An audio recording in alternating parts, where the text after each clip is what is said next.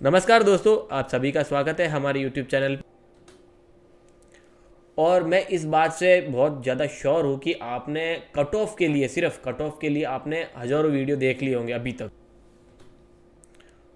और हर जगह अलग अलग तरह की कट ऑफ बताई जा रही है और इसके कारण आपके मन में बहुत तरह के ख्याल आ रहे होंगे अभी तक। अगर मान के चलते हैं कि अगर इस वैकेंसी में अगर आगे चल के नॉर्मलाइजेशन होता है तो कौन सा पेपर हार्ड था, कठिन था, या कौन सा पेपर सरल था, प्री एग्ज़ाम में कितने पास होंगे और किस आधार पर कट ऑफ बनेगी। और सबसे ज़्यादा खास दिमाग में ये आ रहा होगा कि जो प्री एग्ज़ाम हुआ था उसमें कितने पास होंगे और उसी के बेसिस पे आपकी कट ऑफ बनेगी। और कट ऑफ डिसाइड करना भी एक बहुत बड़ा सा सवाल है कि 15 गुना या 40% या पासिंग या कैटेगरी वाइज मेरिट की डिसाइड करेंगे। देखिए, पासिंग मार्क्स तो 35 से 40%, जो 35 से 40% होते हैं उन्हीं का रखा जाता है। तो इन चीज़ों के लिए हम अब कंप्लीटली इस वीडियो के थ्रू बात करेंगे। हालांकि जो हमारा वीडियो बनने का ये ज़्यादा लंबा नहीं होगा, इसीलिए आप आराम से इजी से उसको देख पाएंगे और समझ पाएंगे अच्छे से। तो इसमें कट ऑफ का जो कॉन्सेप्ट होगा वो हम अच्छे से समझ पाएंगे। तो वीडियो को एंड तक जरूर देखिए। वीडियो वैसे ज़्यादा लंबा नहीं होगा तो आप इजीली इसको समझ पाएंगे। और अभी तक अगर हमारे चैनल को सब्सक्राइब नहीं किया है तो चैनल को सब्सक्राइब कर लीजिए और वीडियो को एंड तक देखिए दोस्तों। तो अब एक्चुअली हम बात करेंगे कि कट ऑफ के बारे में। तो कट ऑफ में कुछ पॉइंट्स हैं कि उनके ऊपर हम पहले बात करेंगे, उसके बाद हम कट ऑफ पे चलेंगे और देखेंगे कि आंकड़े क्या बन सकते हैं वीडियो में।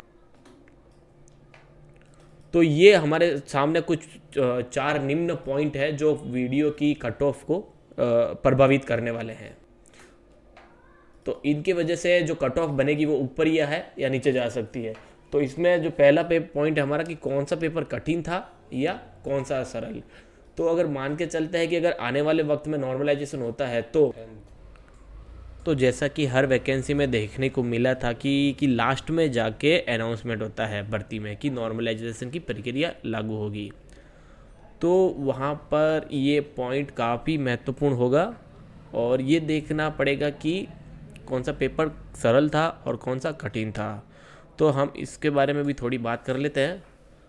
और प्री एग्ज़ाम में कितने पास होंगे ये सबसे महत्वपूर्ण पॉइंट है दोस्तों, क्योंकि विभाग द्वारा कोई भी जानकारी इसके बारे में नहीं दी गई है और उसकी अभी तक कोई भी जानकारी नहीं दी गई है विभाग के द्वारा कि कितने बच्चे प्री में पास किए जाएंगे जो मेंस में बैठने वाले हैं। तो हम इस वीडियो के और साथ ही साथ हम ये देखेंगे कि किस आधार पर कट ऑफ बनेगी। और जो अंतिम पॉइंट है हमारा वो है कि आप हमारा सेफ स्कोर क्या रह सकता है। तो कितने नंबर सेफ होंगे ताकि हम अपने मेंस की तैयारी कर। तो सबसे पहले हम पॉइंट 1 को लेके बात कर लेते हैं कि कौन सा पेपर कठिन था और कौन सा सरल था दोस्तों। और अगर आप कोई भी स्टूडेंट से पूछते हैं कि आपका शिफ्ट में इजी था या सरल था दोस्तों, तो सभी का यही मानना रहेगा और सभी का यही कहना रहेगा कि हमारी शिफ्ट हार्ड थी, क्योंकि वो दूसरे की शिफ्ट को कभी हार्ड नहीं बताएगा। क्योंकि हमेशा यही रहता है कि दूसरों की थाली में हमेशा घी ज़्यादा लगता है, वही वाली बात हो गई। इसीलिए हमेशा खुद की शिफ्ट को हमेशा हार्ड बताएंगे और दूसरी की शिफ्ट को हमेशा इजी बताएंगे। और ये विश्लेषण जो है ये किसी भी छात्र से पूछ के नहीं कर सकते हैं। अगर हम एक मान लेते हैं कि अंदाज लगा लेते हैं कि 28 दिसंबर की जो फर्स्ट शिफ्ट थी वो अगर सरल थी, तो इस कमेंट पे हम ये जो भी स्टूडेंट्स होंगे वो सबका एक ही राय हो जाएगा, सबका सब, कि आपने पेपर देखा था क्या, पेपर का पैटर्न पता था क्या। इन चीज़ों की तरफ के कि हमें क्वेश्चंस मिलने, किस टाइप के आधार के क्वेश्चन आए थे, किस प्रकार के मैथ के क्वेश्चन आए थे, आप किस बेसिस पे बोल रहे हो, ये सब चीज़ें हमें देखने को मिल सकती है। और ऐसा है कि देखिए, सारे जो भी शिफ्ट थी उसमें सब में 19-20 तो हुए होंगे, 100% तो सब में है, मान नहीं सकते। तो हो सकता है कि 19-20 तो डेफिनेटली रहा ही होगा। तो ये है कि बोर्ड द्वारा पैटर्न सब में सेम रखा गया था, सब में इक्वल पैटर्न रहा था। लेकिन ऐसा नहीं है कि पैटर्न ऊपर नीचे हुआ है, ऐसा कुछ नहीं। लेकिन हाँ, ये है कि कुछ परसेंट। तो अब देखिए, ऐसा है कि कोई भी शिफ्ट इजी या हार्ड हम नहीं बता सकते हैं। हम एक सिर्फ अंदाज लगा सकते हैं कि जो 27 दिसंबर को जो फर्स्ट शिफ्ट थी वो थोड़ी सी यहाँ पे हार्ड देखने को रह सकती है। एक अनुमान है, क्योंकि उस टाइम पैटर्न, जो पेपर का पैटर्न था वो नहीं पता था, है ना, एग्जाम का प्रेशर वगैरह इस टाइप का था। सेम वही है, पटवारी की सिचुएशन जैसी स्थिति यहाँ पे भी क्रिएट हुई थी। और अगर हम 27 दिसंबर की जो अगर सेकेंड शिफ्ट की बात करते हैं तो ये बिल्कुल सामान्य था, इसको हम हार्ड नहीं बोल सकते, एवरेज का एक पेपर था। तो बाकी की तुलना में हम अगर कंपेयर करते हैं तो ये बिल्कुल सामान्य था, ना तो हार्ड था ना इजी था। तो ये 28 दिसंबर की जो फर्स्ट शिफ्ट थी, तीसरा पेपर जो था वो सबसे सरल था दोस्तों, क्योंकि ये सारे अगर पेपर को कंपेयर करते हैं तो यहाँ पर सरल देखा गया था। हम ये सिर्फ एक हमारा अनुमान है, ऐसा कुछ नहीं है दोस्तों, है ना। तो सरल मानने का कारण ये है कि जो इसके जीके क्वेश्चन आए थे वो बहुत इजीली क्वेश्चन थे, मतलब बेसिक क्वेश्चन थे, तो इसीलिए इसमें हार्डनेस बहुत कम था और इसलिए पेपर बहुत सरल देखने को मिला था। और 28 फर्स्ट शिफ्ट जो थी तीसरा, उसमें जो जीके क्वेश्चन थे वो ऊपर ऊपर वाले क्वेश्चन थे, मतलब इजी वाले टाइप के, जो हर कोई बता सकता है इजीली से, उस टाइप के था। तो यहाँ पे अगर बात करते हैं 28 दिसंबर सेकेंड शिफ्ट की फोर्थ पेपर, ये कठिन श्रेणी की मान सकते हैं, क्योंकि इसका जो फर्स्ट और लास्ट ये दोनों इक्वल पेपर आप मान सकते हैं, क्योंकि इन दोनों में कठिन क्वेश्चन आए थे, जीके भी क्वेश्चन कठिन आए थे और कंप्यूटर के भी लेवल जो क्वेश्चन आए थे वो भी देखने को मिला था कि भी कठिन आए थे। तो इस तरह के जो क्वेश्चन आने की वजह से ये 28 सेकेंड शिफ्ट फोर्थ मतलब एग्ज़ाम और 21 शिफ्ट फर्स्ट एग्ज़ाम, तो ये जो दो हैं शिफ्ट, ये हमें देखने को मिल रही कि हार्ड हो सकती है। तो 27 दिसंबर फर्स्ट शिफ्ट कठिन थी, 27 दिसंबर सेकंड शिफ्ट सामान्य रही है, 28 दिसंबर फर्स्ट शिफ्ट हमारी बोल सकते हैं बहुत इजी है, सरल रही है, और 28 सेकंड शिफ्ट के मान सकते हैं तो फर्स्ट कठिन वाली है, मतलब फर्स्ट एंड लास्ट दोनों कठिन रही थी, मिडल वाली इक्वल रही थी दोस्तों। अब हम बात कर लेते हैं कि प्री एग्ज़ाम में कितने पास हो सकते हैं दोस्तों। तो देखिए, हम आंकड़ों की ओर बात करते हैं तो 60,000 से 70,000 का अनुमान है। तो 60 से 70,000 का अनुमान के वैसे उसमें से कितने पास किए जाएं, तो इस चीज़ को आप ज़रूर एक बार अच्छे से, तो बोर्ड ने, देखिए विभाग ने सबसे पहले जब नोटिफिकेशन जारी हुआ था तो ये बताया था कि प्री एग्ज़ाम में हम 15 गुना तक कैंडिडेट को इन्वॉल्व करेंगे, और कुछ दिनों बाद ही वापस विभाग द्वारा एक और नोटिफिकेशन जारी हुआ था कि जो 15 गुना प्री एग्ज़ाम के लिए 15 गुना जो बताया था उसका जो है वो हम कैंसिल कर रहे हैं, रद्द कर रहे हैं। और साथ ही साथ ये भी नहीं बताया कि जो कट ऑफ का जो निर्धारण क्राइटेरिया होता वो क्या हो सकता है, किस आधार पे कट ऑफ डिसाइड करें, और कितने बच्चों को कितना गुना लेंगे या नहीं लेंगे। तो इसमें अब दूसरा तरीका जो है कि कैटेगरी के हिसाब से मेरिट, आप देख सकते हैं ऑलरेडी एसआई में भी यही हुआ था कि कैटेगरी हिसाब से मेरिट बनाई थी, हर एक कैटेगरी को अलग किया गया था, जनरल की अलग की थी, OBC, ST, SC, EWS, MBC, हर कैटेगरी को अलग अलग करके कट ऑफ डिसाइड किया था, उसकी मेरिट निकाली गई थी। तो उसके बिहाफ पे भी, उसके बेसिस पे भी ये कट ऑफ हमारी बन सकती, और उतनी कट ऑफ के आंकड़े जो लेके आएंगे वही मेंस के लिए एलिजिबल होंगे। तो इस प्रकार से ये कट ऑफ का निर्धारण कर सकते हैं।